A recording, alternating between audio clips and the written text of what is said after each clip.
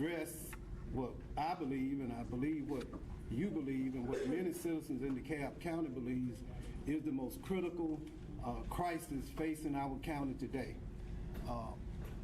Over the last 2 years, and actually over the last 2 decades. I can hardly hear.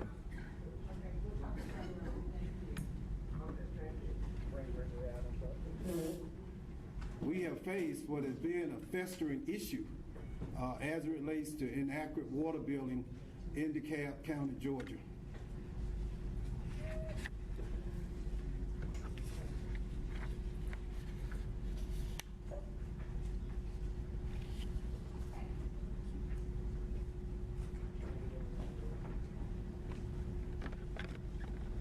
All right, Commissioner Johnson, can you hear me?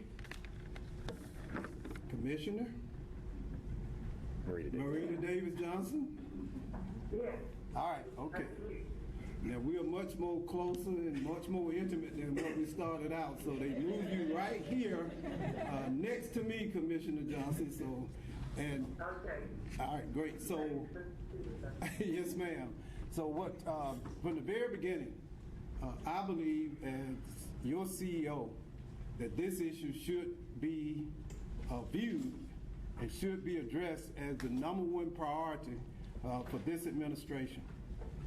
Over the last 2 years, there has been a growing chorus of complaints, anger, frustration, even disgust with the quality of service that was being provided to our customers throughout DeKalb County, Georgia.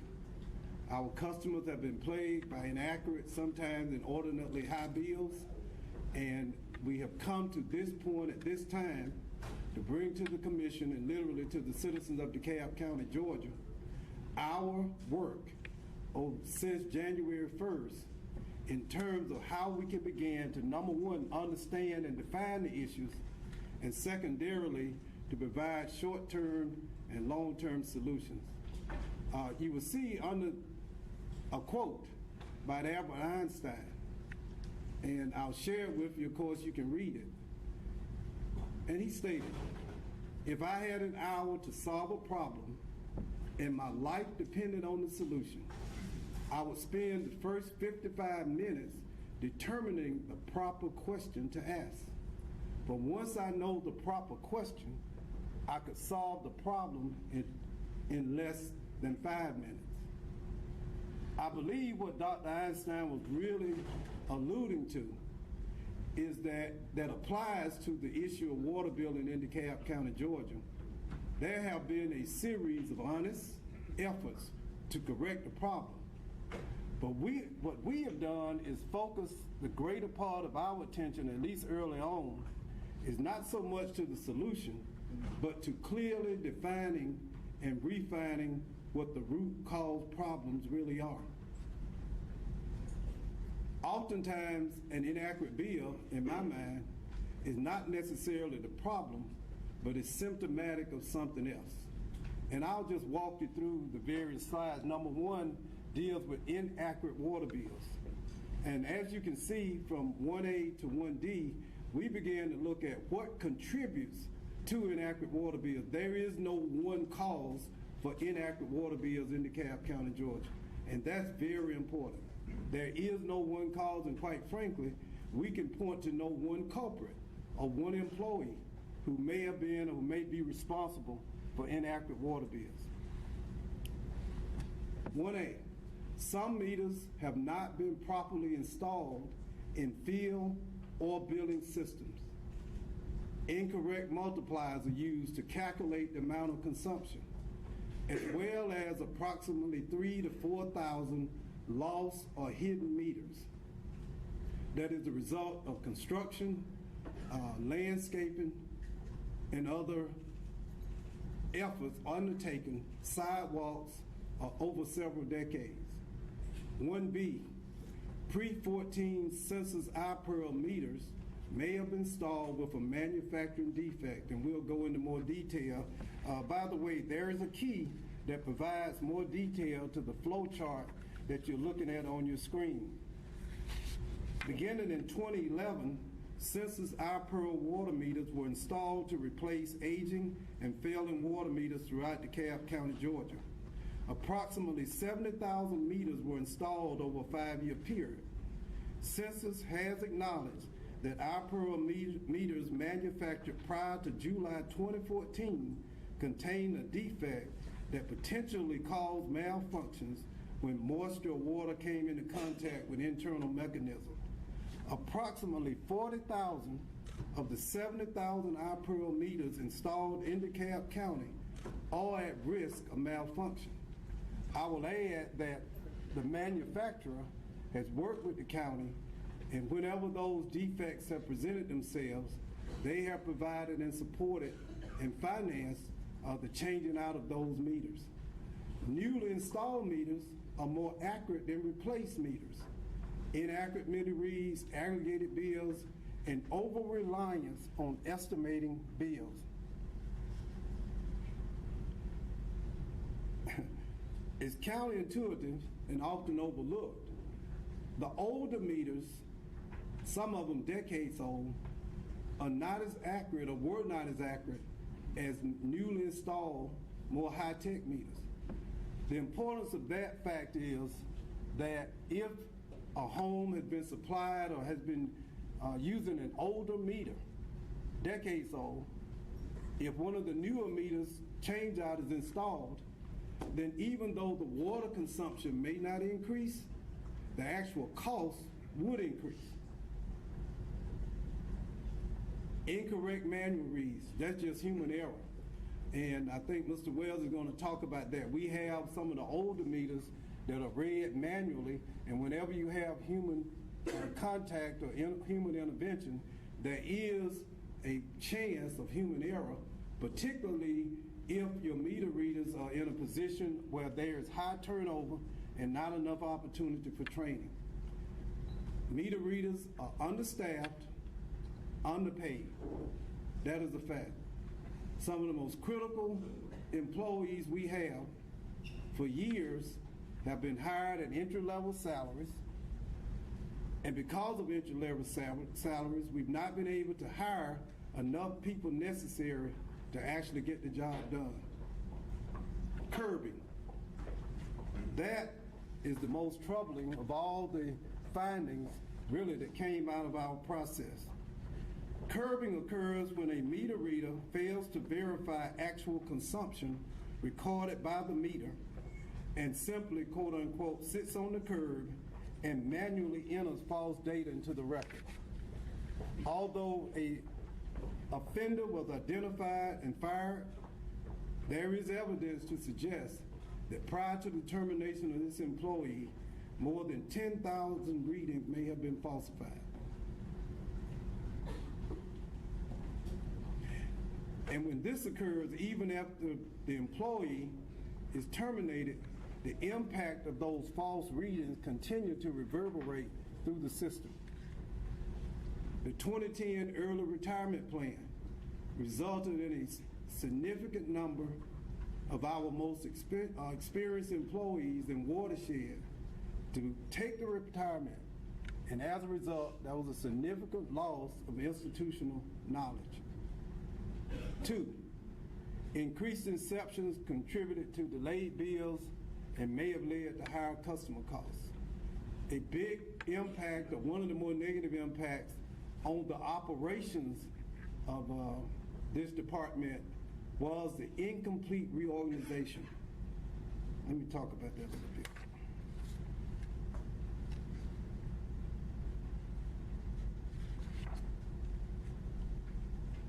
In the fall of 2015, the Finance Department initiated a reorganization and established the Utility Customers Operations Unit. Many experienced workers were dismissed and replaced with less experienced temporary workers. Furthermore, the remaining phases of the reorganization have yet to be completed. It was intended to be a 3-phase reorganization, but only one phase has been completed. The UCO unit is underpaid, understaffed, and not properly trained to manage the county's evolving billing operations. Historically, employees were often instructed to estimate customer bills who complained about high and irregular bills without ever determining the root causes of the problem. Estimating bills is an accepted practice not just in DeKalb, but all over the country, around the world, because there are situations where an estimated bill is actually the most accurate bill that can be provided to a consumer. The problem is an over-reliance on the practice has contributed to the severity of the current water billing crisis. Oftentimes, some of the solution, because we as an organization, and by the way, let me say that this is we. It's not a witch hunt, and quite frankly, if we were looking for evidence, there are fingerprints that belong to just about every person who was either hired or worked or were contracted with DeKalb County on this issue. The exception threshold was lowered from 500% to 300%. Now what that did was it increased the number of exceptions. And the number of exceptions increased workload, but we did not deploy staff or provide trained staff in a way to handle the increased workload, and consequently, a well-intentioned strategy led to even more delayed bills and possibly inaccurate bills. The billing and watershed departments are not properly aligned. The UOC and the Department of Watershed Management currently operate as two distinct functions in two separate locations. As an inherently intertwined operation, there must be improved alignment in management, function, and proximity. The lack of coordination and effective communication between the departments increases the probability of human error, and it is more difficult to identify and solve water billing problems. Multi-cycle billing led to increased bills. Bureaucratic turf guarding, lack of cooperation and communication. It's a fact that over the years, at all levels, we have engaged in mindless bureaucratic turf guarding. We've engaged in a mindless series of working at cross purposes to protect or to acquire bureaucratic turf, and I think we lost sight that our primary focus must always be on providing a quality service for the citizens of DeKalb County. Political interference in day-to-day operations. The employees won't say it, but I'll say it for them. One of the constant concerns that they have is that undue political influence. We live in a political environment, but when that political intervention begins to affect day-to-day operations in terms of who's hired, who's promoted, or what contracts are awarded, that has contributed to dysfunction and a decrease in the quality of service to the citizens of DeKalb County. Number 3, ineffective customer service and flawed dispute resolution process, and this is critical. Our customer service reps, understaffed, underpaid, and not properly trained. Field technicians who were intended to be dispatched to verify the accuracy of 184,000 meters. We've come to understand that that has not been done, and currently our current staff is physically unable to complete the task. Overcomplicated and duplicated efforts to resolve issues.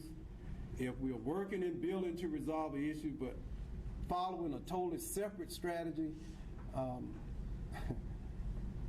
in another department or in IT, or if human resources and finance and budget are not engaged in it, then quite frankly, we're running and we're trying to catch our tails in an effort where we will never be successful. It was stated to the public that we would have a third-party hearing officer to serve as an ultimate arbiter of disputes with the water billing and the DeKalb County government. As of today, that third-party hearing resource has not yet been created. Erosion of trust in DeKalb County officials to identify and correct the problem. Through our discussions, internally and externally, one of the things that really bubbled up, and I think you have in your handout a chart showing the rate increases in DeKalb County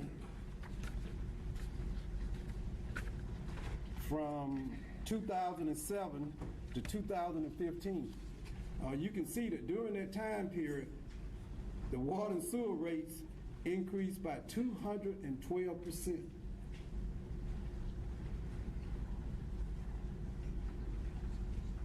But these rate increases were not always well publicized. And neither was the impact of water restrictions. And this is what I'm getting to. The increase in bills may not be due to an incorrect reading, but the fact that the rates have gone up. So same consumption, higher rate, higher bill. Also, the impact of water restrictions during the drought. When water usage drops, and if rates increase while the water usage is low, when water usage returns to pre-drought levels, then the true impact of the rate increase becomes evident, and it manifests itself in a higher bill. Mr. Matosky is going to talk about the fact that systems are not fully integrated. Our IT systems almost operate independently of each other. And absent human bridges or connectivity, then oftentimes these systems are not leveraging their full capacity, not fully impacting their in a way that would increase productivity and effectiveness. Many customers have expressed dissatisfaction with the census iPearl meters that raises or reduces trust, and not oftentimes, but there have been instances where we as a government have provided inaccurate data and distributed to our customers. Our conclusion in terms of this particular root cause analysis is that we have suffered and we have literally been victimized by systemic deficits in leadership, management, and oversight. I talked to my staff on yesterday, and one of the things we should be careful about, and it's easy to cast aspersions and to criticize, but if we hire people to work in a call center, and if we understaff the call center, if we underpay the people who are hired, and if we don't provide the proper training to the people who show up to work every day, and if the net result of their efforts is less than what should we expect, then who do you blame? Do you blame the men and women on the front line, or do you blame the men and women whose responsibility it was to provide them with the resources and the support they needed in order to get the job done?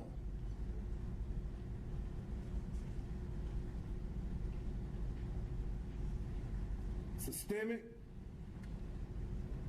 I can't point a finger at any one person. Many of the people who may have been involved in this, who may have made the decision, quite frankly, are no longer employed in DeKalb County, Georgia.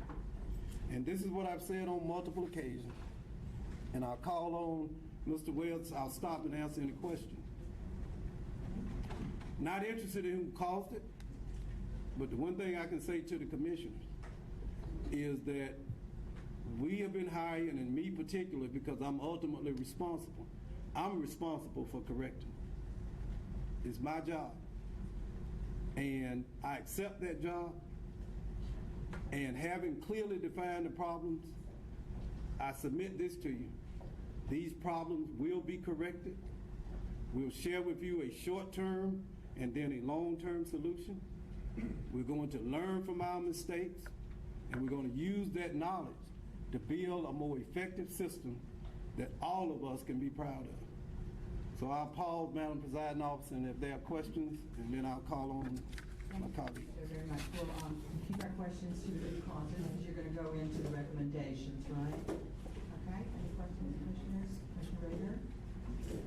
You list 5 categories of, source reasons for the inaccurate bills. Can you give us some idea of sort of the weighting of those relative to, what's the most important cause within this? I know there's some numbers in here. I'm just trying to tease that out.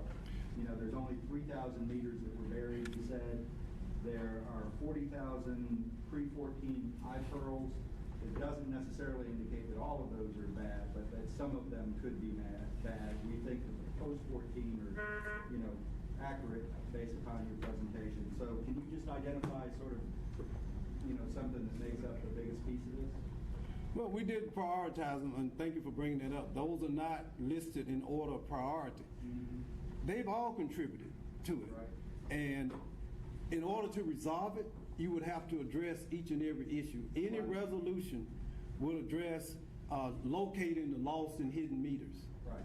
But as I want to listen to your proposal for solutions, if something represents 60% of this problem, I want to focus on things that the solutions that affect that. Well, the solutions will go more into it.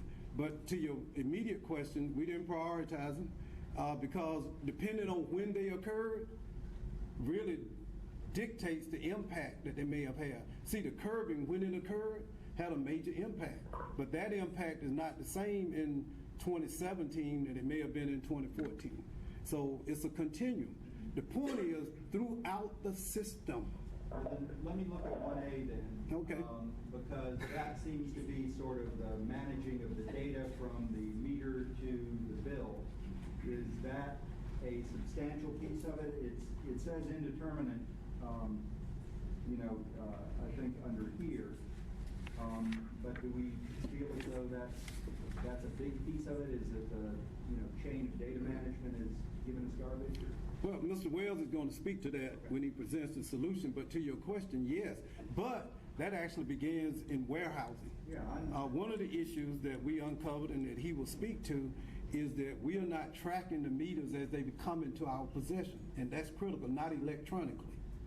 And consequently, when those meters are sourced out to be installed, then oftentimes our inventory does not match the meters that we're actually providing to our customer, which impacts the accuracy of billing. And so we're going to have to do a much better job of chain of custody of the meters from manufacturer to warehouse to installation, not just electronically, but also physically. Because there are 2 types of installation. It's an electronic installation into the billing system, but also the installation in the ground so that it can attract the water consumption. But Mr. Wells is going to talk more specifically about how we're going to address it. Okay, the second question is, under D, readers are understaffed, underpaid, and curbing. How, we're moving theoretically towards automatic meter reading. Currently, how big is the meter reading staff, and what do you anticipate it to be once we get the AMR program installed? Mr. Wells is going to speak to that, but right now we have, about 15? How many meter readers do we have? 14. It's 14, but 5 are in training. Okay. It's 14. Just think about this now. We have 14 meter readers, and how many meters? Now, they aren't all manual read, but consider the disproportionate number in terms of the workload that could be and must be shouldered by just 14 people. The impact of that is underpaid and understaffed is not a job that's been easy to fill. Right. Primarily because I don't think we've adequately compensated the men and women who tried to undertake the work. And if you're not properly trained, it becomes a job that's very difficult to do accurately. But this isn't 300 people. No, sir. Less than 2. All right. On billing and watershed departments not properly aligned, is it a common practice to have 2 departments that are doing that, or is sort of the best practice to have all of the responsibility residing in one particular chain? Well, it's more effective. And we're looking at best practices, not just in Georgia, but across the country. And long-term, we're going to we would hope to build a structure that is much more effective and aligned so that we could leverage resources. The main challenge as to why this exists was the bureaucracy and the silos that led to this, not just the physical separation, but the separation in purpose and philosophy and focus. Okay, so is it common to have two, or do you anticipate that, and you'll be talking about solutions, I guess, but is that an anomaly that you have two departments that are having to sort of coordinate in this particular way? Is that common? It's done both ways, actually. All right. I'm concerned about the political interference issue because I was afraid that when I first read this that you were saying that the concern was as we advocate on behalf of people with problems, but instead it seems to be a more sort of just an obviously bad thing to do. I'd be very interested, not necessarily in exploring that today, but it also concerns me that this may be more widespread than just in hiring at the watershed department. So I would really like to hear more about that as we start to sort of unpack that. Yeah, and I'll add, Commissioner, political advocacy is not interference. They're totally different things. Right. You said hiring, promoting. Yeah, now that's interference. Advocacy is expected. Right. And anticipated, and it's part of, I think, the duties that an elected official should pursue. And I think that it is our responsibility to be specific about what has happened in that so that we can make sure that it doesn't happen anymore and that it doesn't occur in other areas of our service community. Absolutely. Very disconcerting for employees. Yeah. Well, and for us too. Yeah. And to the extent that we don't know that. On the service representatives and that whole pack, are we going to look at the relative merits of in-source, outsource on those things? Okay, so you said yes, that's good enough for me. Yes, let me answer, so Commissioner Johnson can hear. Yes. And the big challenge, we have two customer service functions operating, which surprised me and some others. Good. And then what constitutes verifying a meter? I'll allow one of the experts. I've only been here a week or two, so I'll let one of the experts talk to them. Like, I know, but I don't know it well enough to kind of explain it to you. The word was put in quotes, so I thought that we ought to understand what verifying means. That's a quote from a press release Right. that we issued. We being the DeKalb County government. Okay, so I'll. Yeah. Okay, so those were my questions. Thank you. Anybody else have questions? Okay, go ahead, please, Nancy Jeffers. Just a couple things.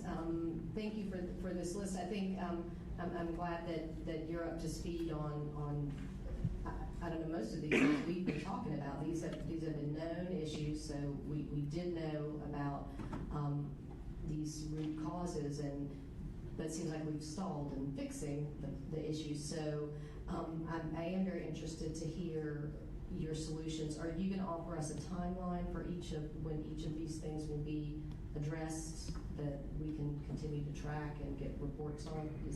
Do you intend to do that today? Well, what we're going to do today is offer 90-day short-term solutions to address current way the process and the system actually operates.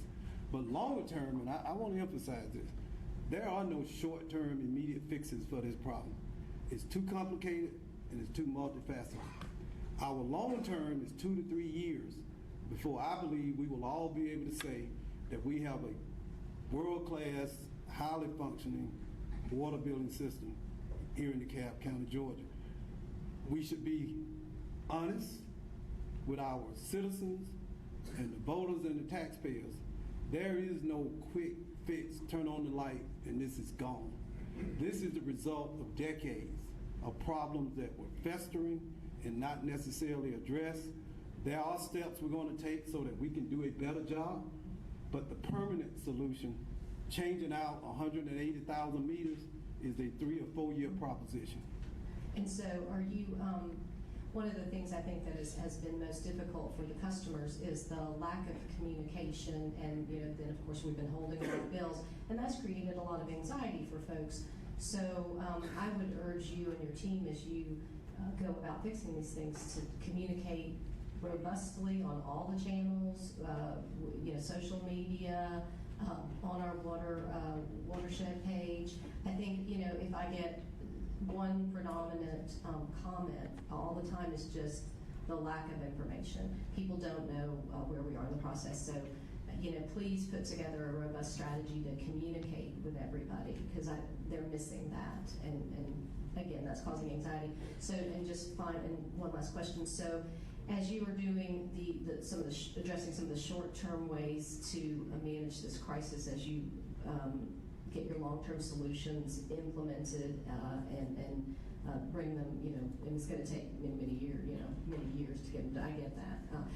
But what are we going to do something in the short term so that people do get a bill, it's reasonable? People can't expect not to get a bill or have confusion for 3 more years on their water bill. So you are going to put something in place? Yes. Okay. Absolutely. We're going to learn about that now, right? Yes. Okay. Commissioner Gannon, I just want to say at the end of the meeting, if you would entertain. One second, Rita. 1 second, Commissioner Johnson. She's acknowledged you. If you would entertain, I know that there are a few customers here, and they may have some questions at the end of the meeting or comment. And if the commission would entertain them, I think that would be terrific. So thank you. Thank you. Commissioner Johnson, Marita Davis Johnson, do you have a question? I was just wondering who was speaking, but I think in the end I identified her as Yes, thank you. That was Commissioner Jester's questions. And I have one question myself, just related to this Commissioner Gannon. This is Commissioner Gannon. I'm asking a question. Just speaking, was that Commissioner Jester? No. Yes. Yes. Yes, ma'am. Related to the rate increases not being publicized and the holding of bills and fixing it, has the root cause been looked at in terms of our cycle of billing? Some of our customers get bills every month now, but some of them, and originally all of them, were on every other month. And so now that's been transitioning for some time. So was that considered to be anything related to the causing of the billing issues? People's perceptions of not getting their bills. If they hold one bill, it could be 4 months before you get a bill. Yes, Yeah. but more specifically, delayed bills were also a result of not being able to clear the exceptions. The way the system works, and it's an amazing system actually, and I probably need to get a life, but it's it's mesmerizing when you get involved in it. The way the system works, the exceptions should be cleared before they are billed out to a customer. But when the exceptions increase beyond the capacity of the UOC unit to address them in a timely way, then it results in a delayed bill, to your point. And especially when you go to bi-monthly billing, billing every 2 months, then if your bill is delayed, then you could quickly have 4 months. Does that make sense? Now, the HAL bills, which is what Commissioner Justice referred to, the government made a decision late last year to hold the bills.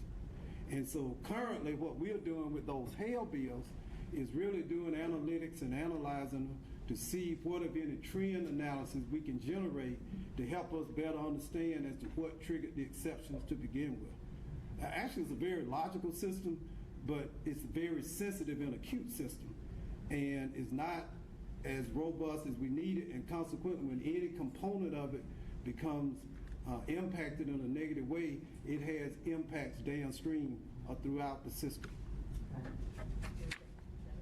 Okay, if you would go ahead and continue. I'd like to call Mr. Wells.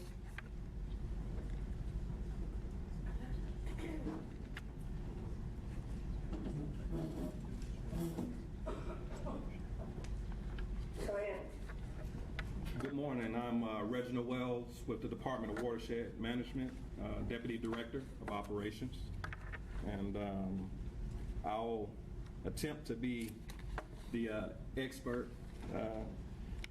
The CEO Thurman has done a great job of diving in and is becoming quite the expert himself. So I'll be speaking directly to the meters, the devices, and their contribution to our issue here today, and some of these short-term measures we'll put in place to begin making advances towards correcting what is so painful to our customers currently. We brought a display today, which is important. It's in order to show the number of devices we have in the system, which adds to the complication, which will make sense to some of the challenges that we've had as it relates to getting accurate reads, etc.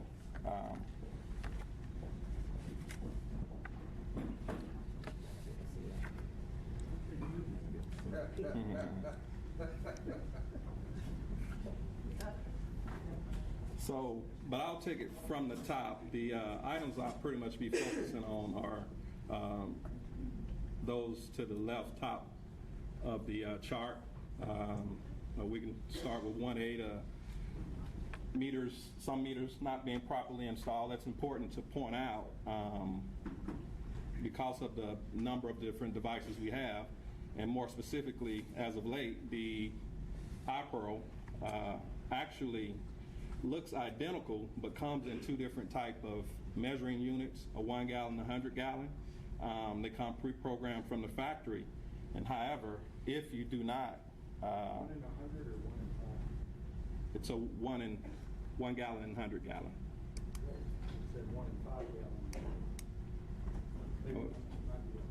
Okay. No, it's 1 gallon and 100 gallon. And the importance of that is you need to be able to track and differentiate between the two. One, for the meter reader, if it's not on the AMI system, but also in the billing system if you see abnormally in the consumption. And unfortunately, just by looking at the device, you won't know. There's indicators that you can look for on the register, but you have to actually be trained to do so. And unfortunately, it's just something that wasn't paid close attention to initially, and I don't think the impacts were truly understood. But we are experiencing some of that now, and that really speaks to the proper installation. But then there are also, in some instances of the old meters, where devices were installed in backwards direction, and a whole other host of things. And in the billing system, sometimes the actual device in the field didn't match the actual meter setup in the billing system. So there's a layered approach when we speak to proper installation. It's both physical installation as well as in the billing system itself.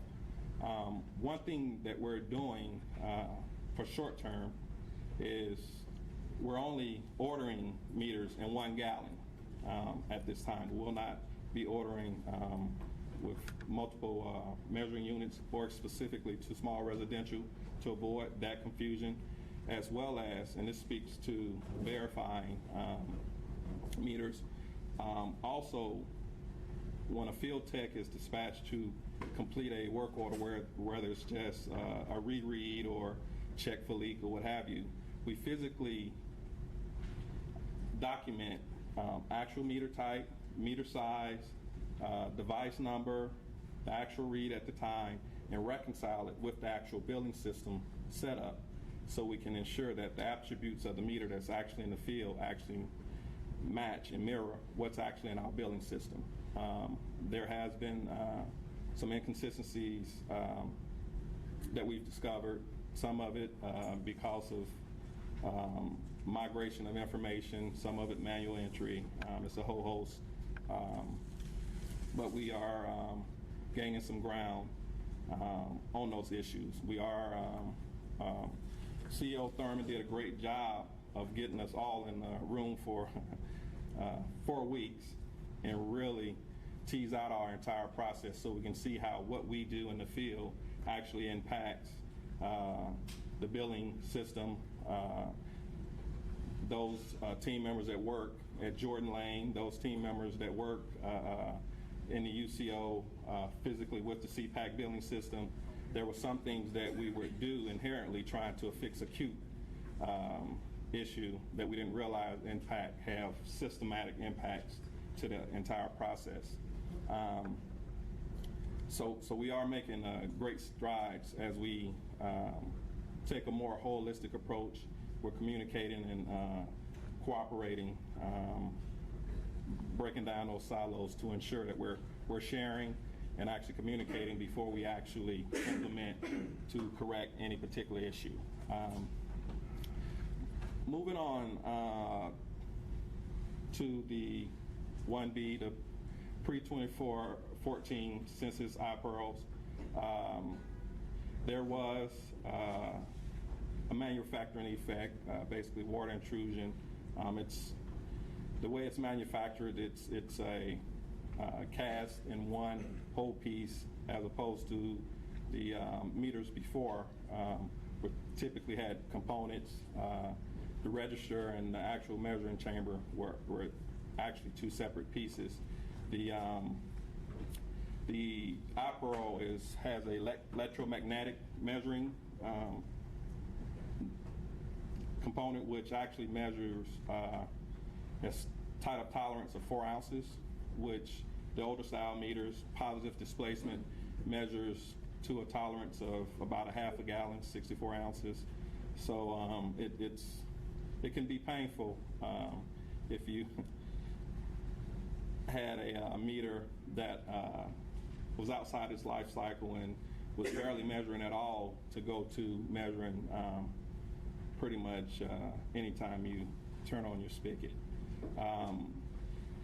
In terms of numbers, to date we have a little over 70,000 IPERLs installed in our system, and likewise to date we've warrantied about 5,400 of those, and just shy of 4,900 of those were pre-14 IPERLs. Say that again, 54? We're right at about roughly 5,400 that are warranted to date since we began installing in 2011, I believe it was. And then how many were the pre-14? Roughly 48,000, a little more than 48,000, but just shy of 49. I think the exact number may be 4,879 today. But of the number that you have warranted, how many of those were the pre-14? 4,800. Oh, okay, 4,800. Yes. How many of the 40,000 some pre-14 IPERLs do you expect, based upon this, to eventually meet that? I roughly believe we'll be around 1%, and that's plus or minus. I mean, I think that's also what. And 1% of 40,000 is already 4,000, so you exceeded 1%. Well,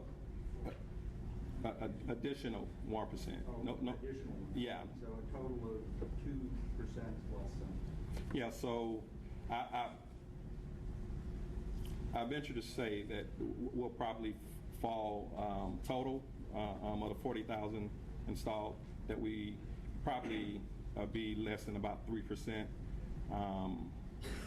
overall, and that's based on some of the other numbers that we've seen in some other governments that have been impacted by the pre-14.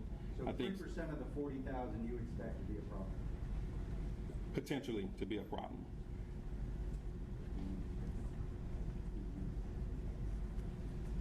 Right, so 3% is 1,200 meters, so 40,000.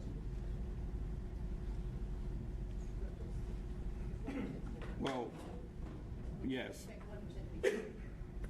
Yes, so meaning specific to the water intrusion, because some of the meters may have other, some of the, And all I I'm don't trying get to get to is how many of those 40,000 14 meters do we expect to have to replace ultimately? So 2 to 3% as it relates to the water intrusion issue, but period, that could be undetermined. I mean, what's the usual meter replacement rate? What's the failure rate? If you don't have that, you can get it. Yeah. It's basically looking for, again, that idea of what are the big things that we need to do. If we needed to replace, 10,000 meters, that would be a significant undertaking. Correct. The good thing about if there is a silver lining based on the our Pearl issue is they're actually warranted. So that's something that Census, along with our distributor, actually provide the labor and replace it. So it's So that's cost neutral. correct. These are warranted, and there's a 10-year full replacement, and then it's prorated up to 20 after that. And failures as it relates to the water intrusion typically happen fairly early on in the life cycle. So, but there are other issues that may arise, just like with any other device, and that's included in that total 5,400, and that's why some of the numbers were a little different. I wanted to address my team members, the meter readers. They have a difficult job. What they do is very important and very essential to getting an accurate bill to our customers. But yet, the pay hasn't in the past reflected the importance of what they do. And we are reviewing that and putting support in place in order to ensure not only we pay them well, but we train, coach, and to have the support in place to ensure we're successful. Commissioner Rader had an important question about the future.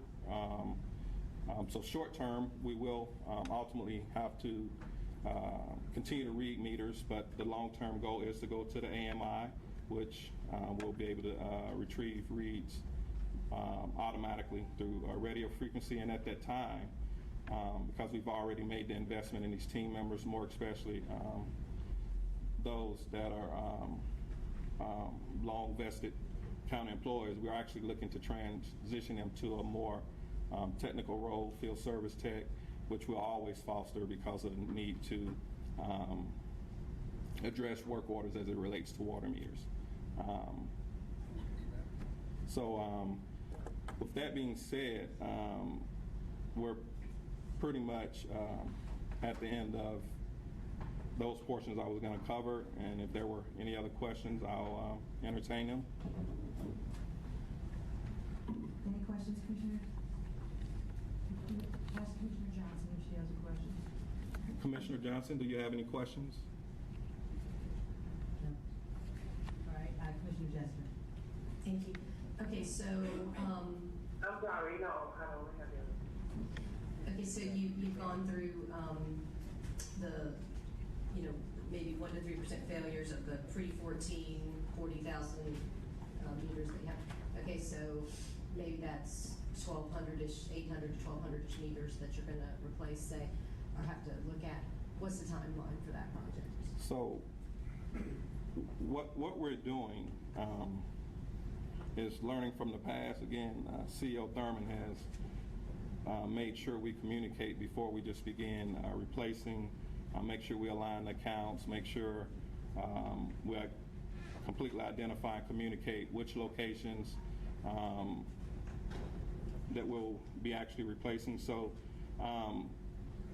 the time frame to actually do a replacement is actually a fairly short window, but however, we want to make sure that we communicate it and don't have any other unintended consequences. So it really it really is just based on the dynamics of the location.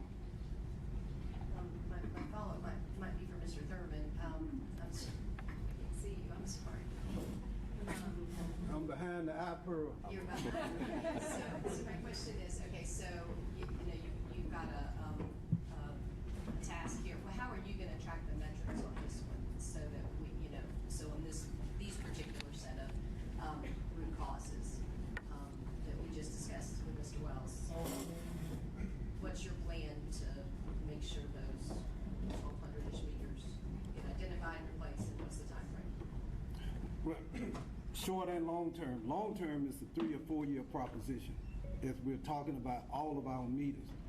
Short term, it's a matter of, number one, learning more about what we have, and as you say, creating the processes. And you go to another point.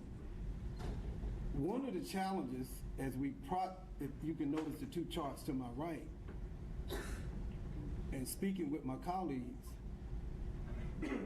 we had not mapped the processes. The processes were taking place, but they were basically through custom or experience or knowledge or happenstance. And so one of the ways to increase the metrics is to create business processes that can be measured, to your point. And that, what you see to my right, is the beginning of what you just suggest in terms of metrics. Right now, it was difficult to find any written processes regarding, particularly interdepartmental, how a bill is generated, the meter installation, how the information is imported from one system to another. That was a painstaking and sometimes embarrassing process as we began to build this system. And as we build it, we'll be able to do more of what you suggest, because if there are no written processes, it's almost impossible to what? Measure it, because the accountability is not there.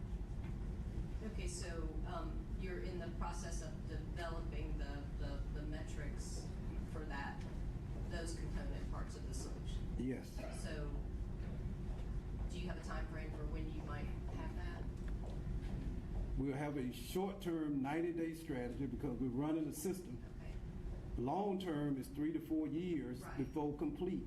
Right, okay. I just was curious though, what component part this represented, like this will be,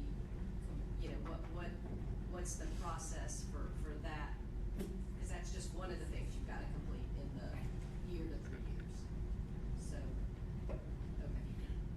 And are we gonna discuss the 90-day strategy? Absolutely.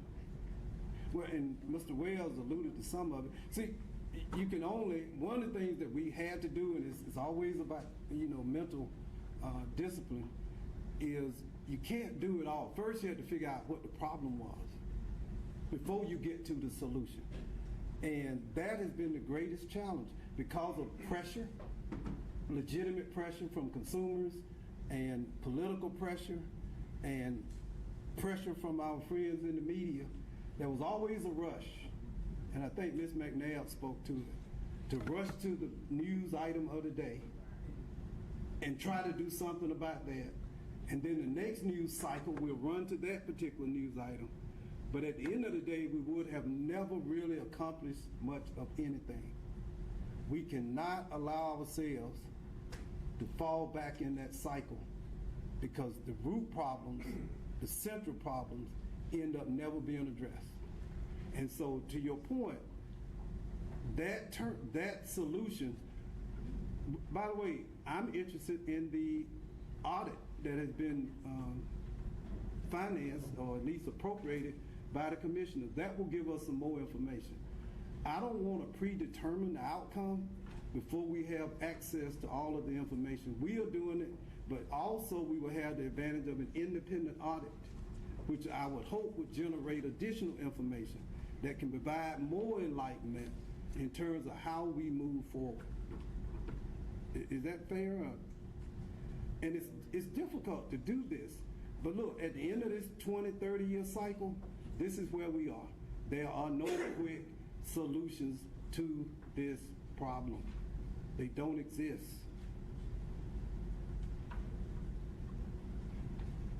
And I wish I could make the promise, but we tried that too, and I'm not going to do it.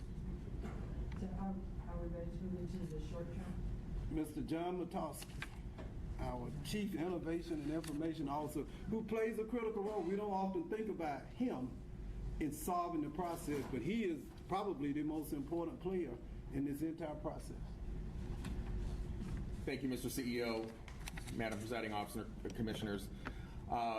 So as we move forward with the New Day project, we've obviously been working very closely together. Mr. CEO brought together a cross-functional team from all of the stakeholder groups to evaluate all of the issues contributing to the issues that we're facing.